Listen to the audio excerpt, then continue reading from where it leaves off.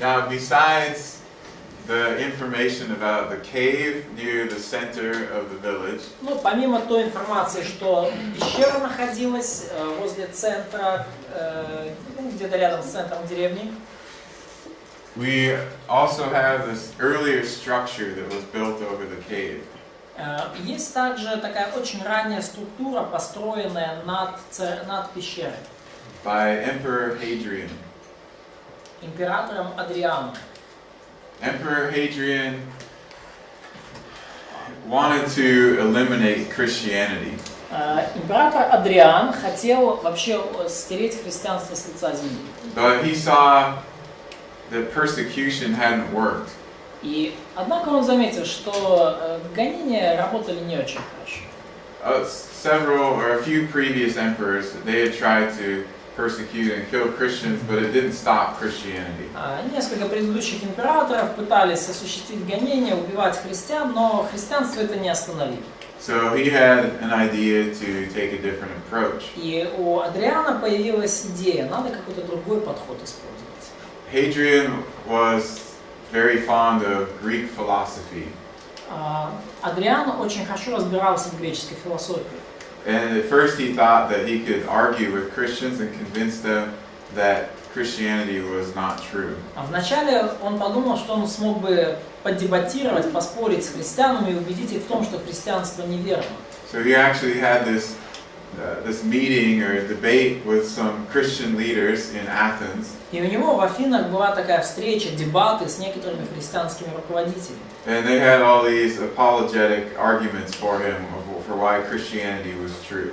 И у них были наготове уже все эти апологетические аргументы в защиту христианства, которые защищали, что христианство действительно истинно. So he saw that strategy wasn't going to work either. Тогда Адриан подумал, что эта стратегия тоже не работает. So it seems as if he decided he'd try to eliminate the historical memory of Christianity. И кажется, после этого он решил удалить вообще всякую историческую память о христианстве. He would cover it with Roman paganism instead. И вместо этого он все значимые объекты как бы закрывал римским язычеством. So many sites that were associated with Jesus, he had Roman temples or shrines placed upon them. И поэтому на разные многочисленные места, которые ассоциировались с Иисусом и его служением, на тех местах он ставил языческие капища. The cave of the Nativity at Bethlehem, he put a shrine to the god Adonis. И вот в этой пещере Рождества в Вифлееме он поставил капище, святилище Богу Адонису. He also did this at the tomb of Jesus and at the pool of Bethesda and probably the pool of Siloam. Также он это сделал на месте гробницы Иисуса, также он сделал это на месте купальни Вифезды и купальни Силаама. But in so doing, he helped preserve the location of those events. Но, сделав это, он как раз-таки помог сохранить понимание того, в каком месте все эти события происходили, где эти места располагались.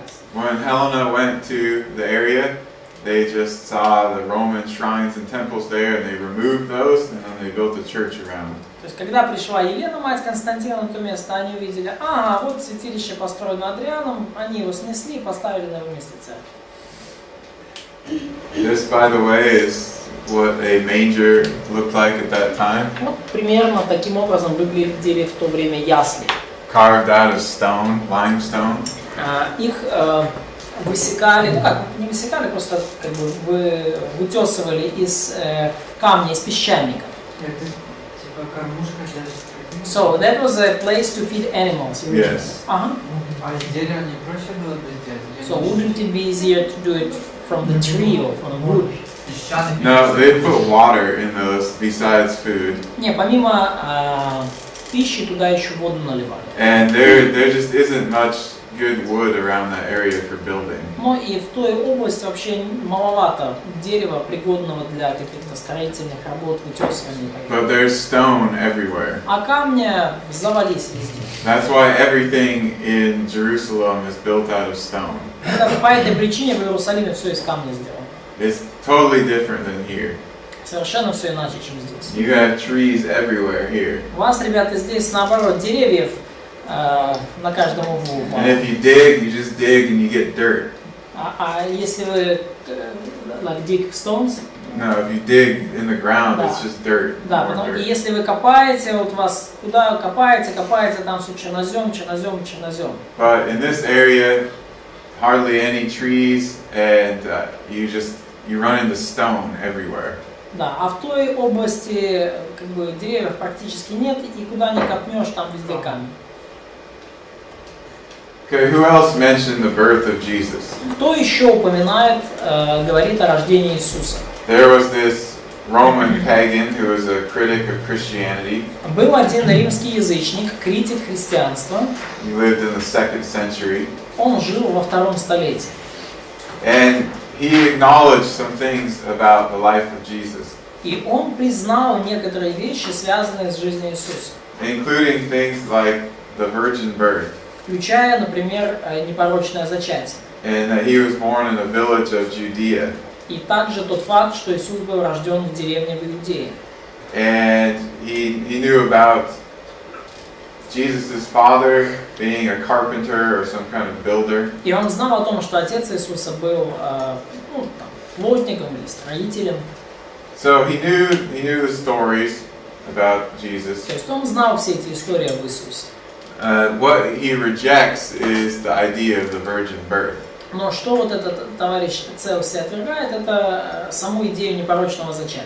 But he agrees that Jesus was born in a village of Judea, like Bethlehem. Но он, тем не менее, согласен, что Иисус действительно родился в одной из иудейских деревень, как, например, Вифлеем. He doesn't say Jesus didn't exist, or he doesn't say he was born in Nazareth. Он не говорит, что Иисус не существовал, он не говорит, что Иисус родился в Назарете.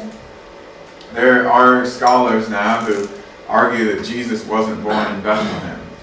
Есть ученые в наше время, которые утверждают, что Иисус не был рожден в Вифлееме. They say that there's no evidence that Bethlehem was occupied in the 1st century. Они говорят, нет свидетельств того, что Вифлеем в 1 столетии был кем-то населен. And they say that Jesus is often called Jesus of Nazareth, so that must have been where he was actually И они born. говорят, Иисуса часто называли Иисусом из Назарета, наверное, потому что именно в этом месте он родился. They say the gospel writers just put Bethlehem in there because it fit the prophecy. И они считают, что авторы Евангелий включили в повествование Вифлеем, потому что таким образом как бы исполняется пророчество. But this critic of Christianity, he doesn't say that. He says he was born in a village of Judea. Но вот этот критик христианства Цельсий, он не говорит такого, он говорит, что Иисус родился в одной из иудейских деревень. Remember that Nazareth was Galilee, not Judea. Помните, что Назарет это была Галилея уже, это не была Иудея. So that's interesting. He knows the story and he at least acknowledges certain parts of it. И это интересно, потому что Цельсий, он знает эту историю и подтверждает, по крайней мере, некоторые ее элементы. Sometime after the birth of Jesus, they returned to Nazareth, and then that seems to be when the Magi come. И в какой-то момент после рождения Иисуса они вернулись в Назарет, и, кажется, в этот самый момент пришли волхвы. Magi were this special class of scholars and astronomers. Волхвы это был вообще такой особый класс ученых и астрономов. And they came out of the area of Persia. И пришли они из Персидской области. In fact, Magi are mentioned in the book of Daniel. Вот эти маги или волхвы, они упомянуты еще в книге Даниила. We could think of them sort of like ancient scientists in a way. В каком-то смысле мы можем считать их такими древними учеными своего рода. But they also dealt in things like astrology and dream interpretation. Но они также занимались такими вещами, как астрология, истолкование снов и так далее. Now these magi that come to worship Jesus, И вот эти волхвы, которые пришли поклониться Иисусу, they seem to have known about the prophecies referring to Jesus, referring to the Messiah. кажется, они знали о пророчествах, связанных с Иисусом, связанных с Мессией. And it's possible that because of Daniel and other Judeans living in Persia and Babylon, that they had access to the Hebrew Bible. И кажется, что благодаря Даниилу и другим евреям, которые жили в Персии, в Вавилоне, у них был некий доступ к еврейской Библии. So they could have looked at some of those prophecies and been waiting for the Messiah. Возможно, они взглянули на вот эти пророчества, которые были записаны, и они уже, посчитав, уже понимали, что надо ждать Мессию. In fact, there's a possible reference to the star of Jesus, if you will, in the book of Numbers. Ну, кстати, вот в книге чисел есть такая возможная ссылка, возможное указание на звезду Иисуса. В книге чисел. А чому саме їх називають магами і чим вони таким займалися? So why do we call them magi? Like it seems to be connected with magic. So what was you said? Like what was their business? Like science, like dream interpretation? It's an ancient Persian word. Ну это вообще как бы буквально магуш или маги, да, это было древнее персидское слово. And it is the basis for the word magic and mage.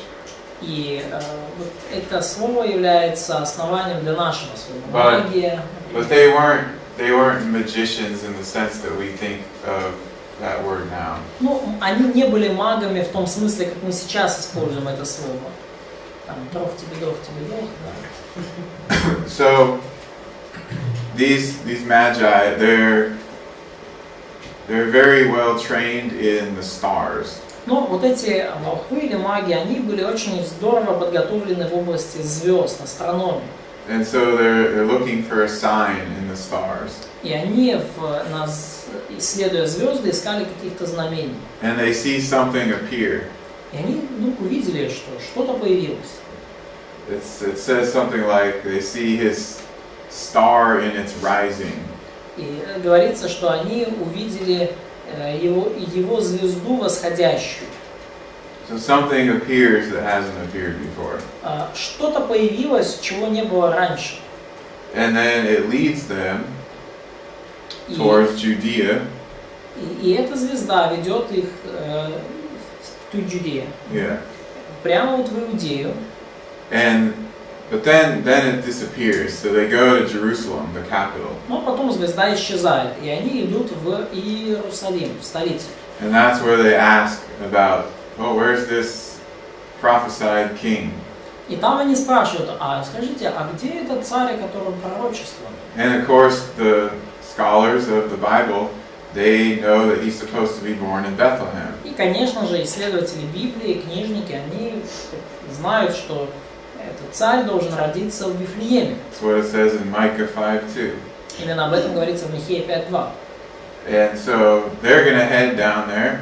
Поэтому волхвы направляются в Вифлеем. But then this star thing appears again. Но потом вот эта вот звезда, она снова появляется. And it leads them directly to the house where Jesus and his family are. И она ведет их непосредственно в тот дом, где находится Иисус и его семья. What does that sound like to you? На что это вам кажется похоже? А? На что вот эта вот вообще вся эта история со звездой, что она вам напоминает? Какие ассоциации, с какими еще событиями? Но Мария и Иисус.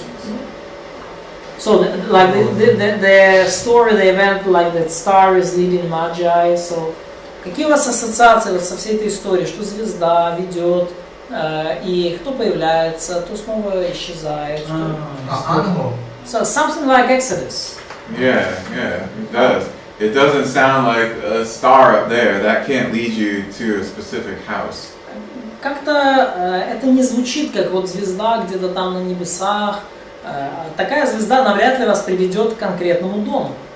And that Greek word aster, that can be also referring to an angel or some kind of divine light. И вот это слово греческое эстер, оно может относиться также к ангелу, либо к какого-то другого рода божественному свету. In fact, there's a Greek story about an angel or something, a divine being with light that leads a ship. Есть даже вот греческая такая история про ангела, либо какое-то божественное существо, которое вот, своим светом направляет корабль. And it uses that same word. И используется там то же самое слово «эстер». So I don't like Jim Meyer's position on that is like that was like Shekinah glory or God's glory. So. Could be, yeah. It could be a divine light, or it could be an angel that was exuding light. Ну, это могло быть, вот Джим Майер считает, что это слава Шехина, с точки зрения преподавателя это может быть и ангел, ну, какой-то божественный свет, мы не знаем. Okay. So my point is that it's not a star or some alignment of stars in space. Что я хочу донести, что это не какая-то звезда в космосе или не какое-то даже скопление звезд. It was something very particular and focused that God had lead them. Было нечто совершенно конкретное и такое направленное, сфокусированное, благодаря чему Бог направлял этих пророков. Так, какое-то свечение, очень конкретно указывающее на определенный дом. Now, as for how many magi there were, we don't know exactly. Касательно того, сколько там было этих пророков, мы точно не знаем. There's a text, might have been written in the 2nd century. Есть текст, который, возможно, был написан во 2 столетии.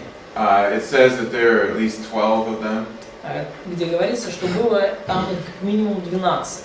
It says their origin was this place that's in ancient Persia. Говорится, что произошли они из места из Древней Персии, Шира. And it also illustrates the star as this angel that's exuding light.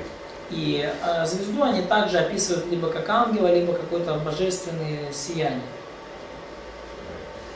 After the Magi come, they are warned to, Jesus and his family are warned to escape to Egypt. И после того, как пришли волхвы и ушли, и Иосиф и его семья, Иисус, Мария, они предупреждены о том, чтобы убегать в Египет нужно. We don't know where in Egypt this was that they lived. И мы не знаем точно место в Египте, где они жили. There's an old tradition that it's somewhere kind of in the Cairo area today. Есть древняя традиция, которая говорит, что жили они где-то в районе нынешнего Каира. But there are some interesting reasons for Egypt being chosen as the place to flee to. Но были интересные причины, по которым действительно было разумно избрать Египет как место для бегства. Remember on our map of the Roman Empire, Egypt was part of the empire at that time. Помните, на нашей карте Римской империи Египет был также в числе закрашен, да, он был частью Римской империи в то время. So they didn't have to cross any borders, they didn't have to go through any really dangerous territory. Им не надо было пересекать никаких границ, им не надо было проходить через какие-то потенциально опасные территории. But Egypt was also the only nearby province that didn't have friends of Herod. Но также Египет был ближайшей провинцией, где не правил никто из друзей Ирода.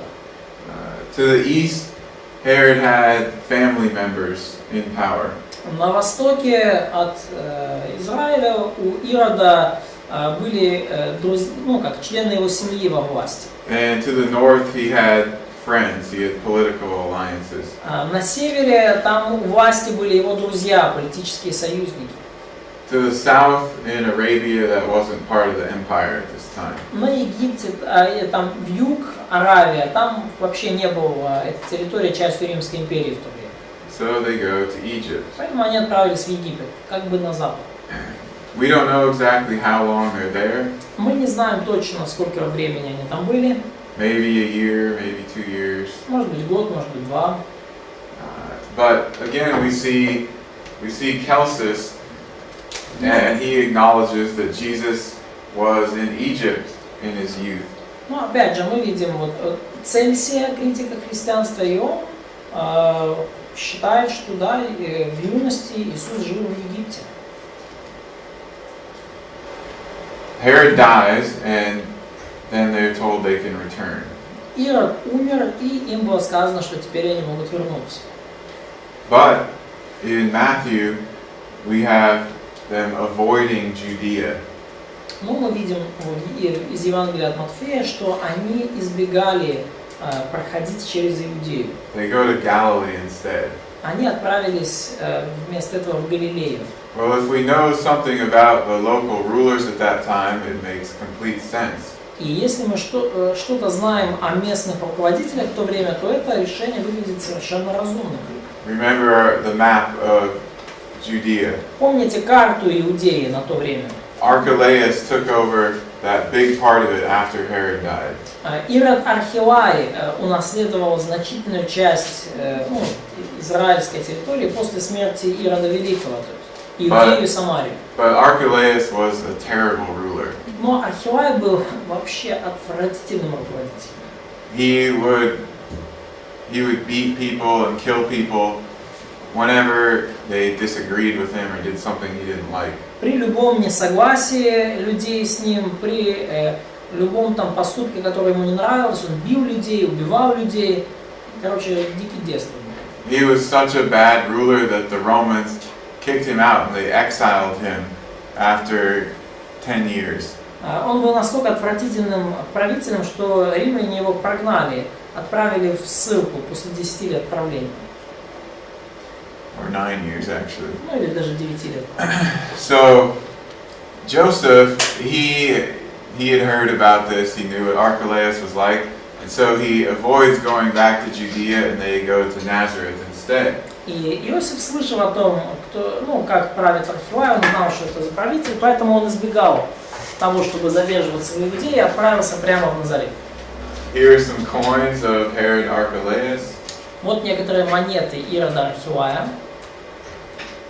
Herod the Ethnarch, или Ирода Этнарха. just like Luke refers to him. Ну, как вот, например, Лука к нему обращается. That was his title, Ethnarch. Как Лука его называет, это был его титул, Этнарх. Ruler of a people. Правитель народов. Because when the kingdom of Herod the Great split, he got the largest portion.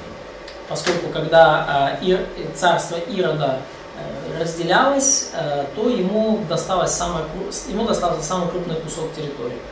So they go instead to Galilee. Поэтому Иосиф, Мария и Иисус отправились вместо Иудеи в Галилею. Ruled by Herod the Tetrarch, Herod Antipas. Которая руководилась Иродом Тетрархом или Иродом Антипой. We saw this coin before, Herod Tetrarch. Мы уже видели с вами, да, эту монетку раньше. Ирод Тетрарх. He was a much better ruler than his brother Archelaus. Он был намного лучшим правителем, чем его братец Архилай. He stayed in power for over 40 years because of this. И по этой причине он оставался у власти аж 40 лет. In fact, he was only deposed because there was a plot against him. И вообще говоря, он лишь по той причине потерял власть, что случился заговор против него. So until the Romans took control of the province, Galilee was a better place to live than Judea. И потому до тех пор, пока вот римляне не взяли контроль над провинцией, Галилея была куда лучшим местом для жизни, чем Иудея. Like, control over Judea. Yes. Well, I mean, direct control. Made it a province. Да, ну то есть до тех пор, пока римляне не взяли контроль над Иудеей, вот и не сделали это все римской провинцией, Галилея жить была намного слаще. Now we know hardly anything about the childhood of Jesus. И мы практически ничего не знаем о детстве Иисуса. Gospels largely skip over that. Евангелия в основном просто пропускают эту часть. But during that time, Caesar Augustus dies and Tiberius becomes the emperor. Но в течение этого времени кесарь Август умирает, и кесарь Тиверий становится императором. In Luke 3:1, it says when Tiberius was emperor.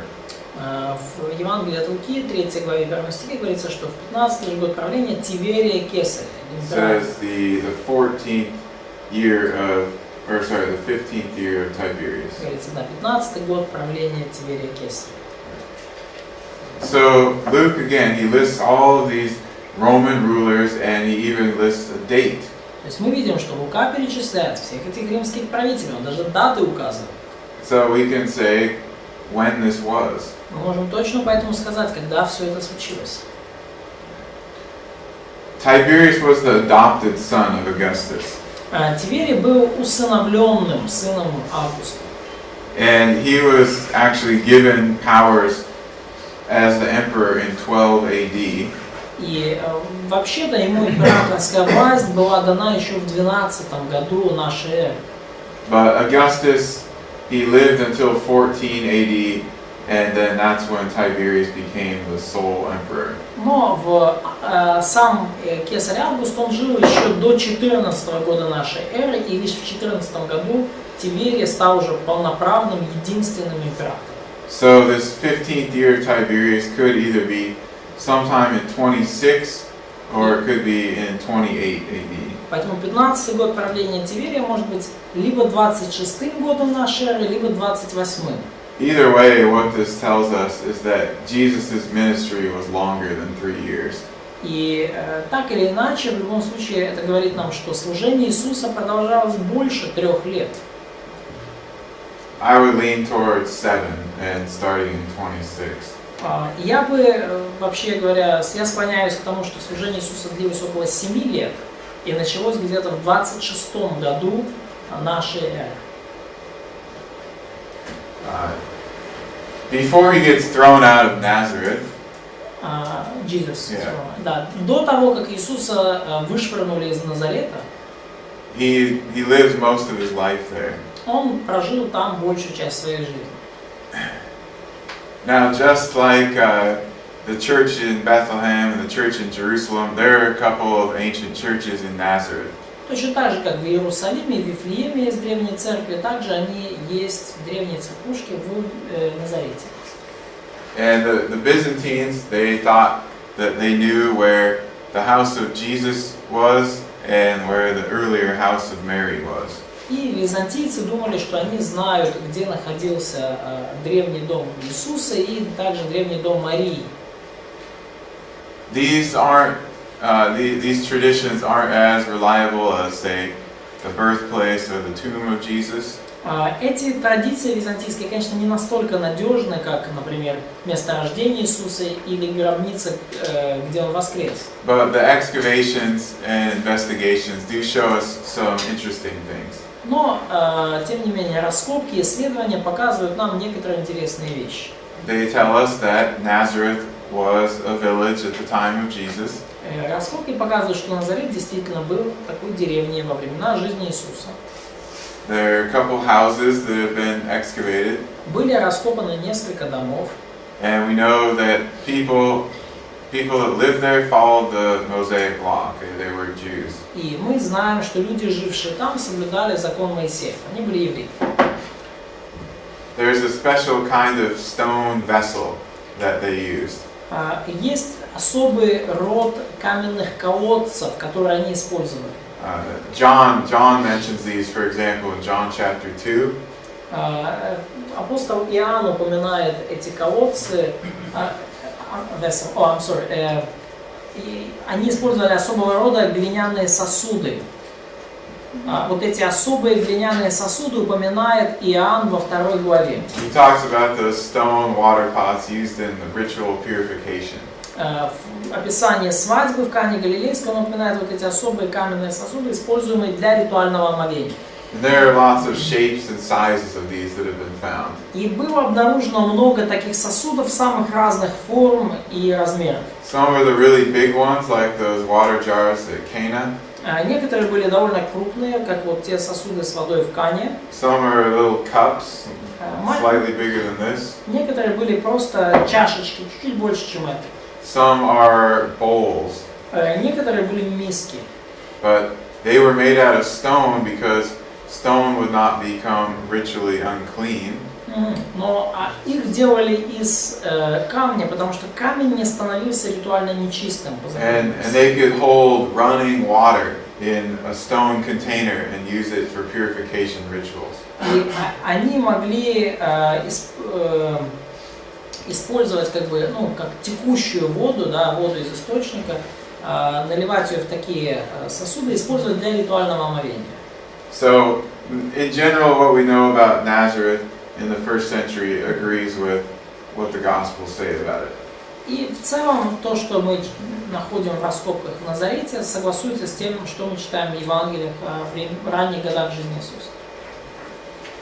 But then they try to throw Jesus off a cliff, and he moves away, and he settles in Capernaum for a while. Но потом мы знаем, что жители Назарета попытались сбросить Иисуса со скалы, и он от них уходит и живет какое-то время в Капернауме. And in the Gospels, we have two particular buildings mentioned in Capernaum. И в Евангелиях мы читаем о двух конкретных зданиях, упоминаемых в связи с Капернаумом. We have a synagogue, Мы читаем про синагогу, and we have the house of Peter. и мы читаем про дом Петра. Now, this synagogue dates to the late 4th century, И вот эта синагога датируется концом IV века.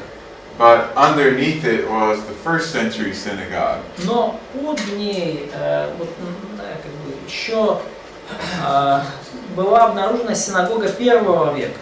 It was made from these black stones, И она была сделана из этих черных камней, from basalt. из базальта. That's what the whole town in the 1st century was built out of. Вот из этого такого базальта, из такого материала был выстроен весь город первого столетия. It was normal practice for synagogues to be built on top of each other. Это было нормальной практикой, когда синагоги строились одна на другой. When they wanted to build a new synagogue or rebuild one after it had been destroyed, they would just build right in the same spot as the earlier one. То есть, если они хотели построить новую синагогу или восстановить там разрушенную, они строили на том же месте, где синагога находилась раньше. And so, where we find synagogues from the 4th century, there was probably a synagogue in that same spot in the 1st century. И поэтому, если мы находим какую-то синагогу IV столетия, то весьма вероятно, что на том же самом месте синагога находилась и в первом столетии. And here we know that for sure because the excavations show that this was the 1st century synagogue. И тут мы можем сказать об этом наверняка, потому что раскопки показывают, что вот эта синагога внизу из черного базальта как раз-таки была синагога первого столетия. So that's the synagogue that Jesus taught in Capernaum. Вот это та самая синагога, в которой Иисус учил в Капернауме. The Gospels also tell us that Peter's house was very close to the synagogue. И Евангелия также нам говорят, что дом Петра находился очень рядом, совсем недалеко от синагоги. And if you walk from the synagogue to Peter's house today, it only takes you about 20 seconds. И если вы вот в наше время идете от синагоги к предполагаемому дому Петра, у вас там буквально 20 секунд занимает. So it fits what they say, and immediately they went from one to the other. И это согласуется с тем, что написано в Евангелиях, что немедленно, да, тотчас же, когда они вышли из синагоги, они пришли в дом Симона и Андрея. We only know where Peter's house is because in the 1st century they started using it as a church. Мы знаем о местонахождении дома Петра лишь потому, что в первом столетии они начали использовать его в качестве церкви. Peter left and he went to Rome, and then they used his house as a church in the 1st century. Ну, сам Петр ушел, отправился в Рим, а местные жители, местные христиане использовали его дом в качестве церкви в первом столетии. And they kept using it as a church for years and years and years. И в течение многих лет они продолжали его использовать в качестве церкви. Until finally, when Christianity was legalized, they expanded it and they built a larger structure around it. Пока, наконец, в IV столетии христианство не оказалось легализовано, они уже расширили эту постройку и построили там настоящее церковное здание. The red here, this is from the 1st century. И красным здесь помечены вот эти как раз-таки элементы первого столетия. So there was this big room, part of the house. То есть вот была такая большая комната, это была часть дома. And sometime, maybe after 50 AD, И где-то после, может быть, 50-го года нашей эры it stopped being used as a house. вообще этот дом перестали использовать как дом. They plastered the walls, Они покрыли стены штукатуркой, and they set up a bunch of oil lamps in there, поставили там множество масляных светильников and then they would use that for church gatherings. и использовали этот дом в качестве церковного здания. And there are a lot of inscriptions that are found on the wall from the 2nd century and later. И очень много надписей найдены на стенах, надписи 2-го столетия и позже. A couple of them even mention Peter. На некоторых надписях даже упоминается Петр. Can I ask a question? Yeah. So all of that is first AD was the original house of Peter? It seems to be pretty large. No, that's just from the town of Capernaum.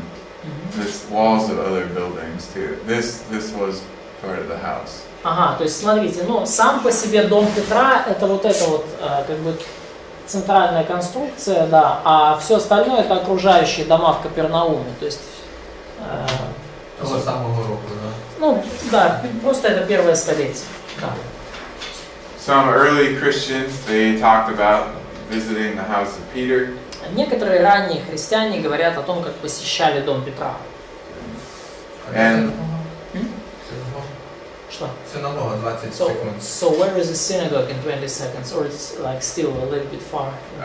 it's not shown on that map. На этой But карте не показано. it's just north of this. Ну, немножко на север от этой территории.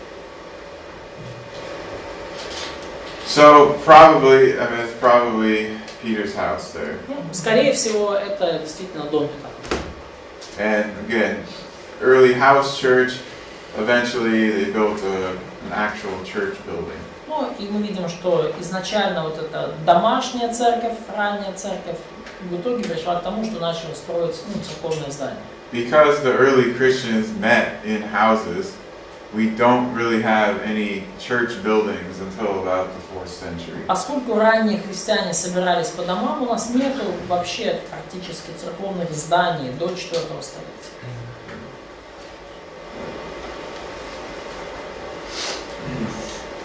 During the time in Galilee, the disciples and Jesus often used fishing boat to get places. И во время своего служения в Галилее, в крестных районах, Иисус и его ученики часто использовали рыбацкие лодки, чтобы добираться там в разные места. And of course, many of his disciples were professional fishermen. Ну и, конечно, многие из его учеников были профессиональными рыбаками. It was a good way, though, to get from one side of the lake to the other rather than walking all around. Это был очень удобный способ переместиться с одного берега озера на другой, вместо того, чтобы идти по суше. But until fairly recently, we only had a few pieces of ancient artwork to show us what these boats were like. Но вплоть до настоящего времени у нас было буквально несколько таких изображений, рисунков, изображающих, как эти лодки вообще выглядели. But in the 80s, the Sea of Galilee had gotten really low because of a drought. Но в 80-х годах Галилейское море, оно немножко опустился его уровень из-за засухи. There were a couple of brothers who were fishermen. Было несколько там двое братьев рыбаков. They were interested in archaeology. Они интересовались помимо этого археологией. And they were always on the lookout for some kind of ancient boat and other finds in the water near the shore. И они постоянно, вот у них были ушки на макушке, они искали, хотели найти какую-то древнюю лодку, вот где-то на побережье Галилейского моря. And one day as they were walking on the shore, they noticed something. И однажды, прогуливаясь по берегу, они обнаружили, заметили, что Just under the water, it looked like this thing in the shape of a boat. вот, что-то под водой лежало похожее по форме на лодку. And it was a sunk boat from the 1st century that had been covered with mud. И это была действительно затонувшая лодка первого столетия, покрытая илом. Eventually, the archaeologists were called in. They were able to extract it and preserve it. И сразу же после этого получилось вызвать на это место археологов, и те уже знали, как эту лодку достать, чтобы она сохранилась. And then they also made a reconstruction of it, И также они потом эту лодку реконструировали, based on the findings of the boat and the ancient artwork. уже основываясь на остатках найденной вот этой лодки, ну и также на древних изображениях таких лодок. And it's a boat that about 15 people could fit in. Ну и вот в такую лодку влезает как раз таки примерно 15 человек. In fact, Josephus says the same thing about the fishing boats on the Sea of Galilee. Иосиф Флавий, кстати, говорит то же самое о рыбацких лодках на Галилейском море. So 12 disciples and Jesus, maybe some fish, some supplies. That's just the size you would expect. Ну, поэтому 12 учеников, Иисус, может быть, еще немножко рыбы, продуктов. Вот примерно вы такого размера и ожидали от лодки. Як Ісус там спав? So how Jesus was able to sleep there? I thought you might ask that. Я так и думал, вы что-то такое спросите. So you see here, Ну вот видите здесь, there's a deck. вот такая палуба здесь, There's маленькая a палуба. cabin underneath that. И под ней такая мини-каюта. So that's where he would have been sleeping during the storm. Ну вот во время шторма он где-то вот там вот, как сказать, зарывшись туда, он спал. Затаившись там, да. А цікаво, що просто маленьке це озеро, навіть не море, і була буря. So, but that's pretty interesting that it's not a sea actually, it's a lake, and it's described a huge storm there. They do have storms that form very rapidly on the Sea of Galilee and big waves. Но на Галилейском вот этом озере или море, кстати, время от времени случаются очень сильные штормы с большими волнами, и они случаются очень быстро и неожиданно. That still happens today. Даже в наши дни такое происходит. So the storm in the Gospels fits very well with what we know about the Sea of Galilee. Поэтому шторм, описанный в Евангелиях, он прекрасно сходится с тем, что мы читаем в Евангелиях о Библейском. Він не осуждається. В смысле не осуждается? Ну, тобто все достовірно. Нет, да. So it's pretty reliable reference to the story. Картинку дивлюся, там Yeah. пише. Because on the picture it looks like calm, good. Oh, right then it is. Ну Yeah. прямо да. Ну здесь картинка да. It's not always like that. Ну не всегда так, как здесь. Also around the Sea of Galilee, Jesus travels from place to place and he does all this teaching. И также вот вокруг Галилейского моря Иисус ходит из города в город, из селения в селение и вот учит там. The most famous teaching is the Sermon on the Mount. Самое известное из его учения, это, конечно же, Нагорная проповедь. The Gospels, though, don't specify exactly where that happened. А Евангелие, тем не менее, не указывают конкретно, где эта проповедь была произнесена. And so all we can do is look at the geography and some traditions and make a guess. И все, что нам остается, это исследовать географию, исследовать раннюю традицию и сделать какие-то догадки. And there is a hill, a big hill, to the south of Capernaum. И есть таки один большой холм к югу от Капернаума. That also has an ancient tradition as being the location. И также древняя традиция говорит, что вот именно на этом месте была сказана Нагорная проповедь. So that might have been where the Sermon on the Mount happened. Может быть, оно действительно именно там и случилось. But it's most likely at least in that immediate area there on the west side of the Sea of Galilee. Но это, скорее всего, так, ну или где-то вот в соседней области это произошло, вот на востоке Галилейского моря, и east side of Galilee, West. на западной, прошу прощения, стороне Галилейского моря. But this gives you an idea of what that area looks like. Ну вот картинка показывает вам примерно, как эта территория выглядит. It was a great area for agriculture. Прекрасный в сельскохозяйственном плане район. And then the sea for fishing. И там также и море, где можно порыбачить. Что за бухта Сеятеля? Бухта Сеятеля. So современное название? it is there is a like the sower Lyman mentioned here on your slides. Oh, what? Okay.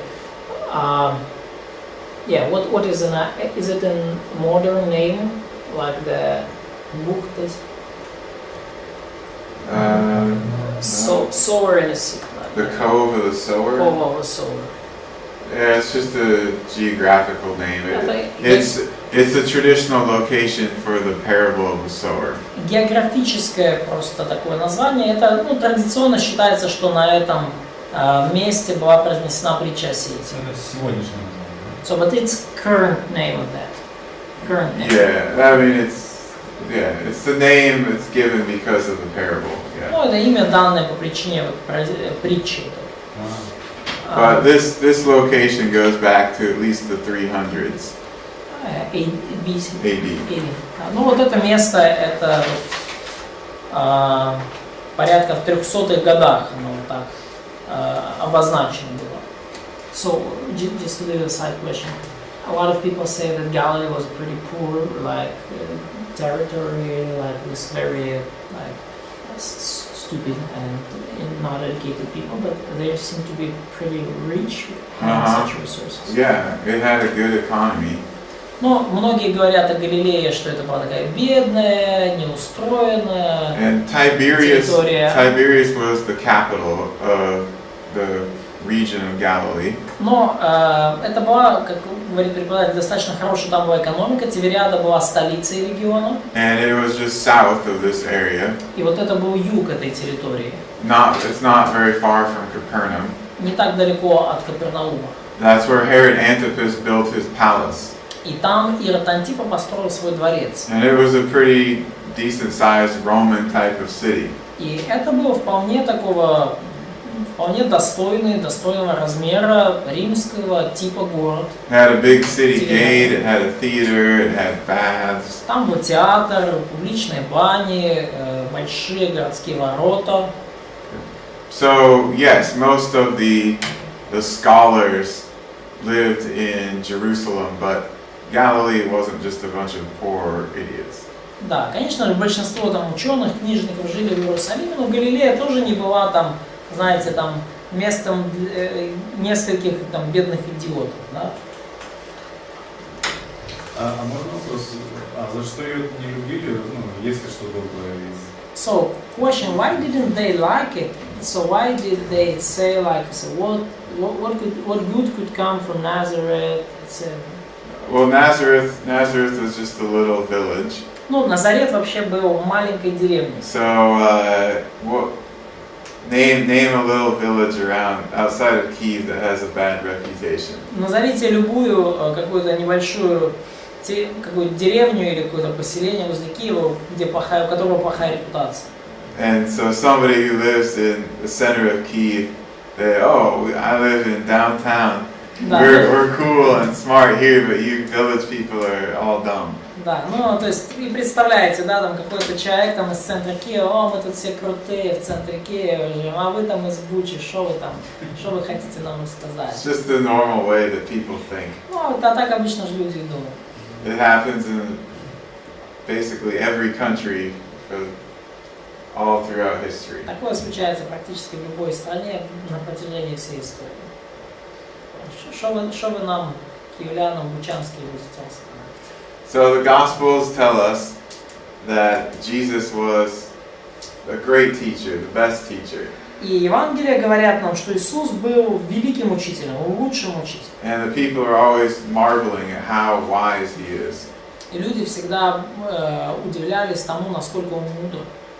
But the Gospels are not the only first century writings that think of Jesus like this. Но Евангелие это не единственные писания, письменные источники первого века, которые придерживаются этой точки зрения.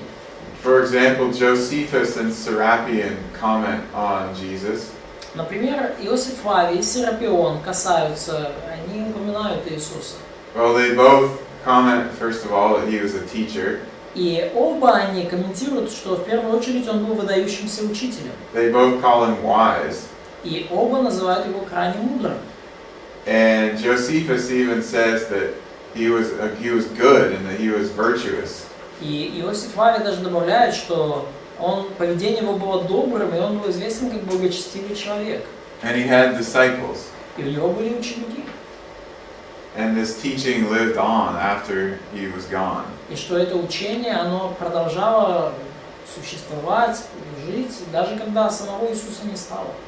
Now, both of these guys are writing in the first century, И оба этих человека пишут в первом столетии. but neither one of them believed that Jesus was God, that Jesus was the Christ. И ни один из них при этом не верил, что Иисус был Богом или что Он был Христом, Мессией.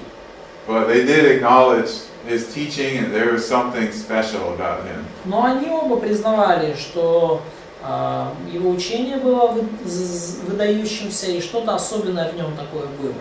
For like the generation after Jesus, Ну, он жил, считайте, вот в следующем поколении после Иисуса. so he probably knew people who had met Jesus and been around, but he didn't know him personally. И поэтому он, скорее всего, встречался с людьми, которые знали Иисуса и встречали его, но он сам лично с ним знаком не был. This guy, he lived in Syria, Вот этот второй человек, Бар Серапион, жил в Сирии. and he had just heard about Jesus when the stories about him spread.